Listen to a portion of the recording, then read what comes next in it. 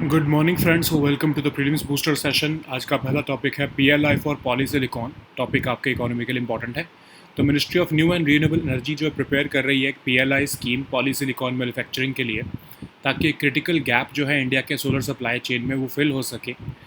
और जो solar photovoltaic manufacturing होती है उसमें पूरा एक वैल्यू चेन होती है, मैन्युफैक्चरिंग की वैल्यू चेन होती है, पॉलीसिलिकॉन से लेके इनगॉट्स, वेफर, सोलर सेल्स और मॉड्यूल्स और पैनल्स तक।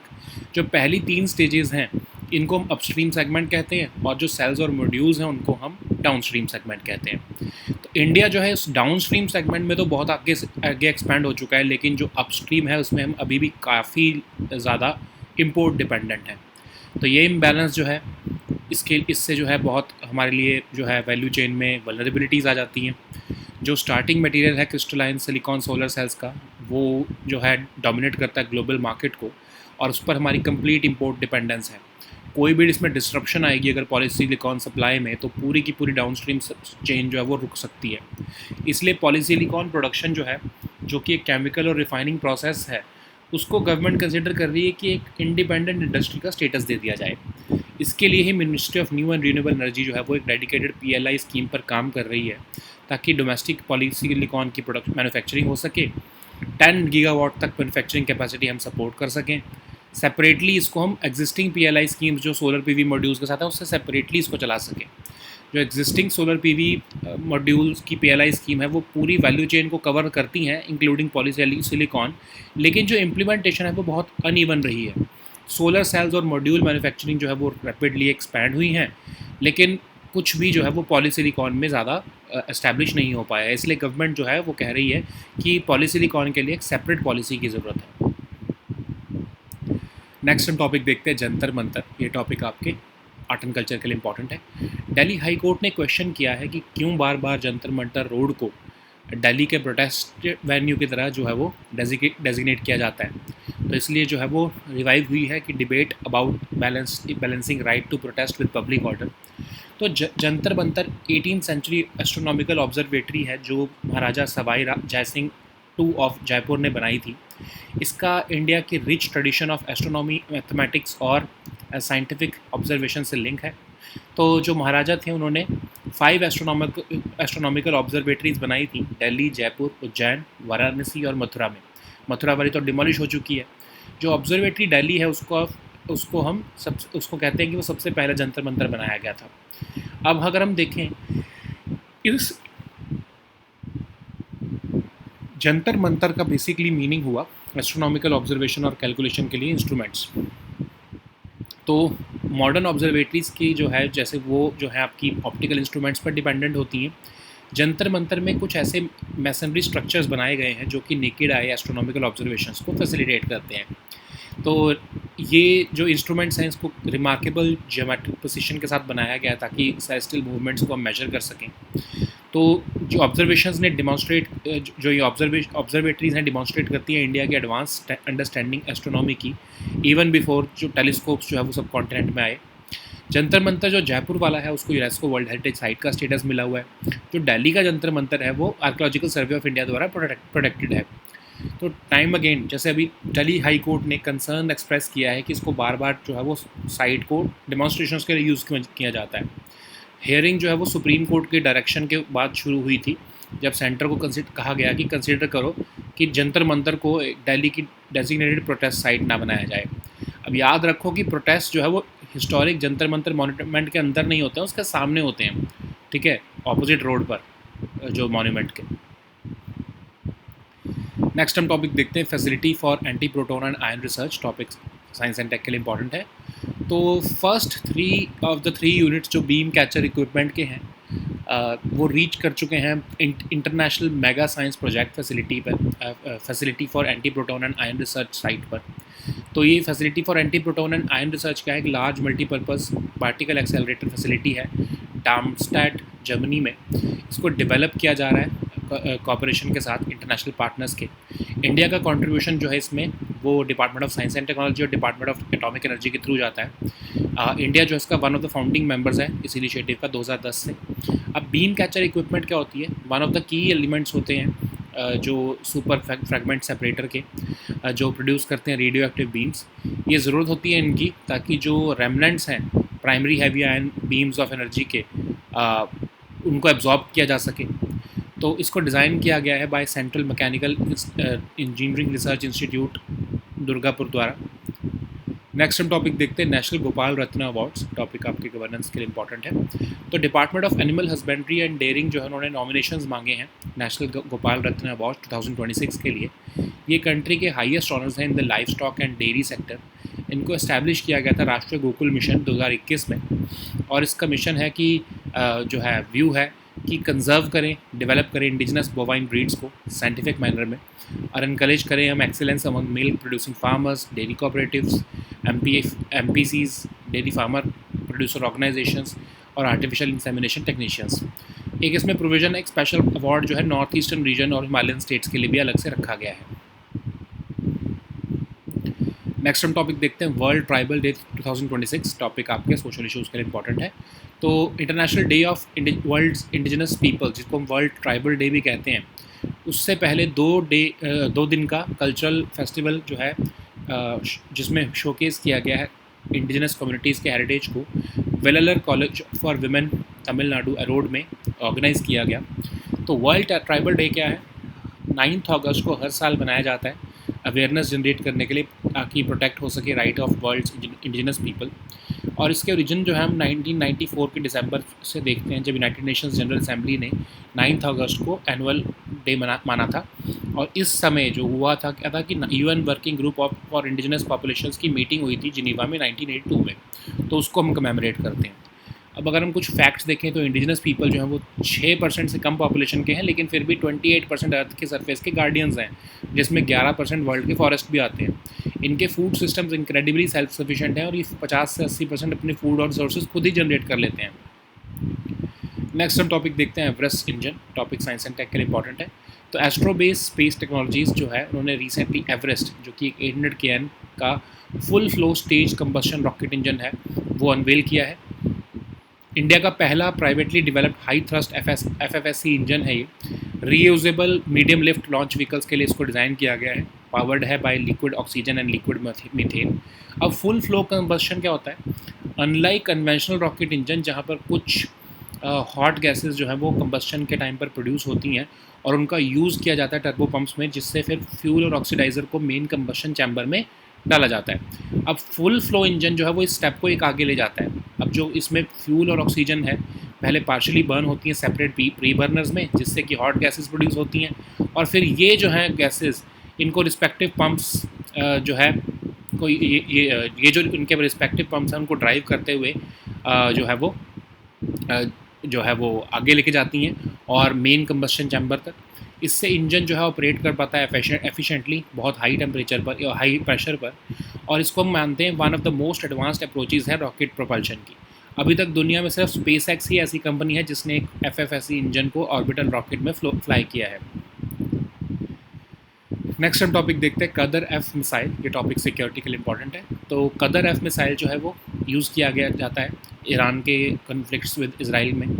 ये एक बैलिस्टिक मिसाइल है जिसको ईरान ने डेवलप किया था। डुअल स्टेज प्रोपल्शन सिस्टम है जिसमें लिक्विड और सॉलिड फ्यूल दोनों यूज़ किए जाते हैं। इसकी मैक्सिमम रेंज है 2000 से 2500 किलोमीटर्स, और इसमें एक रडार इवेडिंग वॉरहेड भी है। ठीक है, नेक्स्ट हम टॉपिक देखते हैं जॉइंट एडवांस टेक्निकल मिसाइल। ये टॉपिक आपके सिक्योरिटी के लिए इंपॉर्टेंट है। ऑस्ट्रेलिया जो है वो फर्स्ट इंटरनेशनल बायर बनने वाला है AIM-260 joint advance technical missile का, जो कि US एयरफोर्स का one of the longest range air to air missile है। Next generation beyond visual range air to air missile है ये US का। इसको US defence company Lockheed Martin ने बनाया है। 4 मीटर लंबा है ये, और इनर्शियल मिड कोर्स गाइडेंस होती है इसके पास। 2-वे डेटा लिंक है, डुअल मोड टर्मिनल सीकर है, और इसकी लगभग इफेक्टिव रेंज 200 किलोमीटर के आसपास है। और ये हाई सुपरसोनिक स्पीड्स लगभग अबाउट मैक 4 तक अचीव कर पाता है।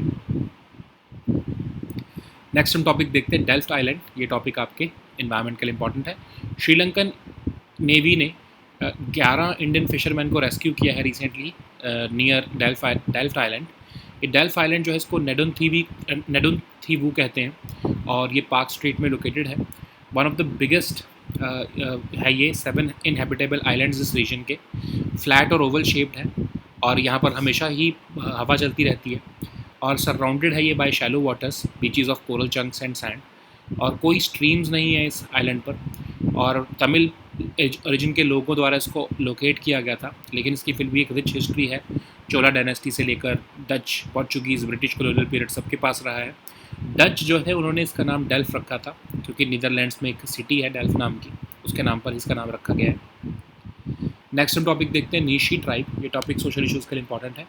रिसर्चर्स ने बेगोनिया नीलामोरम जो है वो नीलम क्लैन ऑफ नीशी ट्राइब के नाम पर रखा है, क्योंकि इन मेंबर्स ने हेल्प किया था इस प्लांट को लोकेट करने में ड्यूरिंग अ डिफ़िकल्ट एक्सपीडिशन। तो नीशी ट्राइब लार्जेस्ट एथनिक ग्रुप है अरुणाचल प्रदेश का। नीशी अपने आप को खुद सपोर्ट कर लेते हैं स्लैश और बर्न एग्रीकल्चर और हंटिंग एंड फिशिंग के थ्रू। पॉलीगैमी प्रैक्टिस की जाती है इनमें, और इनकी डिसेंट जो है वो पेट्रीलिनियली जो है वो ट्रेस की जाती है, ठीक है। So now let us see all these topics in English. So the first topic is PLI for polysilicon. This topic is important for your economy section. Ministry of New and Renewable Energy is preparing a PLI scheme for polysilicon manufacturing so as to fill a critical gap in India's solar supply chain. So you know that solar photovoltaic manufacturing involves a sequence of stages which starts from polysilicon, then ingots, wafers, solar cells, modules or panels. So the first three stages from the upstream segment, while the cells and modules constitute the downstream segment. So India has expanded rapidly at the downstream, but it remains weak at upstream, which means that India builds large module capacity, but the foundational raw material still continues to come from abroad or from import. So, complete import dependence creates strategic vulnerability. Any disruption in polysilicon supply can stall the entire downstream chain. So, because silicon production is essentially a chemical and refining process rather than a conventional electronics activity, government is therefore considering treating this as an independent industry, okay, rather than treating it as just a part of the solar value chain.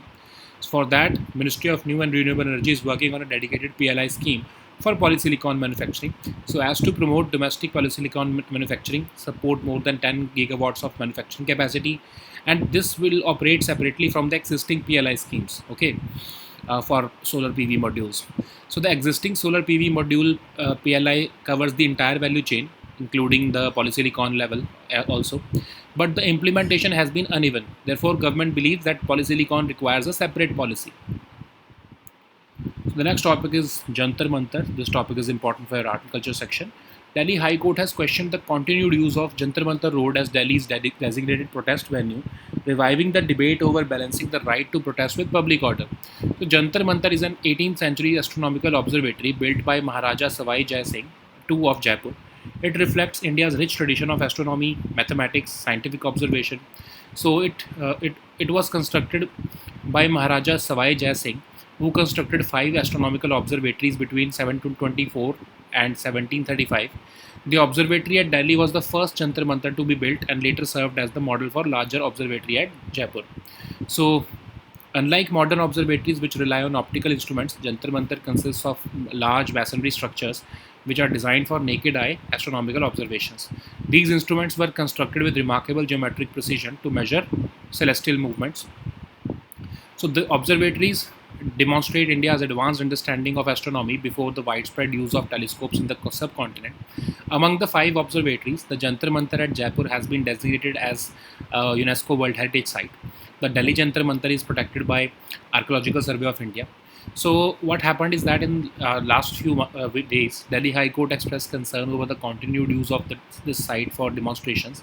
Court observed that Delhi should not be put to ransom unnecessarily. The hearing followed a recent Supreme Court direction asking the centre to consider a plea seeking the removal of Jantar Mantar as Delhi's designated protest site.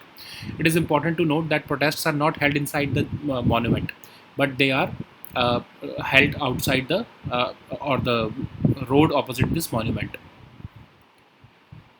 So the next topic is facility for anti-proton and ion research. Topics is important for your science and tech section. So recently, the first of the 3 units of beam catcher equipment, which is an integral part of the beam line, has reached the International Mega Science Project, that is FAIR site.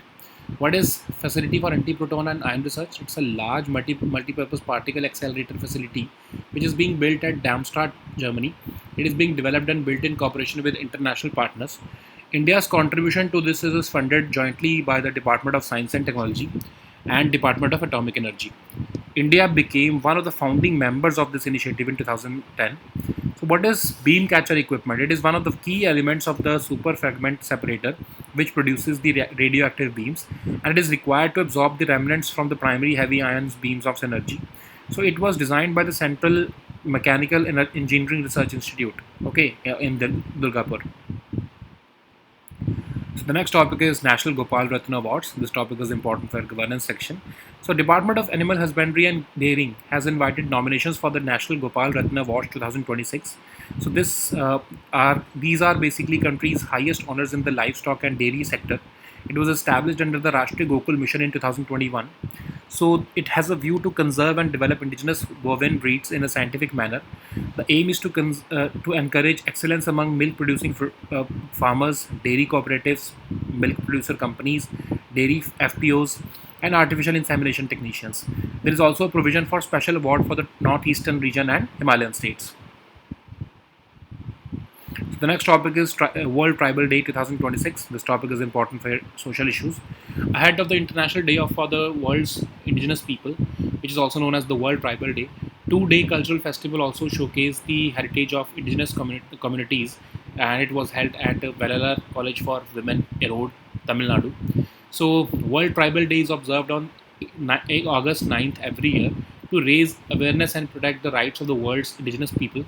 So it was declared in 1994 when United Nations General Assembly designated 9th August as the annual observance of the first meeting of UN Working Group on UN Indigenous Populations, which was held in Geneva in 1982. Okay, so indigenous people, you know that they make up less than 6% of the world population, but still they are guardians of 28% of Earth's surface, which includes 11% of the world's forests.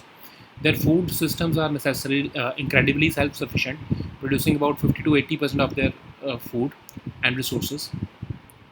So the next topic is Everest engine. This topic is important for your science and tech section. Astrobase Space Technologies which recently unveiled Everest, which is an 800 kN full flow stage combustion rocket engine. So this is India's private sector space company. Everest engine is India's first privately developed high thrust FFSC engine. It is designed for reusable medium lift launch vehicles. It is powered by liquid oxygen and liquid methane. So what is full flow combustion? In a conventional rocket engine, some of the hot gases produced during combustion are used to power the turbo pumps, which push fuel and oxidizer into the main combustion chamber. But a full flow engine takes this step even further. Both the fuel and oxygen, which are partially burnt in separate pre-burners, they produce hot gases which then drive their respective pumps before both flows enter the main combustion chamber. This allows the engine to operate efficiently at very high pressure. This is among the most advanced approaches to rocket propulsion, and currently SpaceX is the only company which has flown FFSC engine in an orbital rocket. So the next topic is Qadr-F missile. This topic is important for your security section. Qadr-F missile has been used in Iran's conflicts with Israel. So it's a ballistic missile developed by Iran. So it's a dual stage propulsion system using both liquid and solid fuel. It has a maximum range of 2000 to 2500 kilometers. It features a radar evading warhead also. So the next topic is Joint Advanced Tactical Missile. This topic is important for your security section. Australia is going to become the first international buyer of AIM-260 Joint Advanced Tactical Missile of US Air Force. And this is a next generation beyond visual range air-to-air missile being developed by US defense company Lockheed Martin. It is estimated to be about 4 meters long, and it is expected to have inertial mid-course guidance and an effective range of at least 200 kilometers. It is expected to achieve high supersonic speeds, likely above Mach 4. Okay. So the next topic is Delph Island. This topic is important for your environment section. Sri Lankan Navy has recently rescued 11 Indian fishermen aground off Delph Island. So this is also known as Nedun Thivu. It is located in the Perth Strait. It is the biggest of the 7 inhabitable islands in the region. It is flat and oval shaped, and it is windswept at almost all times. It is surrounded by shallow waters and beaches of coral chunks and sand. There are no streams on the island. This island was located by the people of Tamil origin, and this has a rich history of and heritage from Chola dynasty to Dutch to Portuguese and then British colonial period. It was the Dutch who named this island after the city of Delft in Netherlands. So the next topic is Nishi tribe. This topic is important for your social issues. Researchers have named Begonia nilamorum after the Neelam clan of the Nishi tribe. Members helped them navigate rugged terrain and locate this plant during a difficult expedition. So Nishi tribe are the largest ethnic group in Arunachal Pradesh. They support themselves with slash and burn agriculture and hunting and fishing.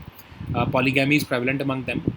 They trace their descent patrilineally, and they are divided into several clans. Okay, so these were our topics for today. We'll meet next time with new topics. Until then, goodbye and take care.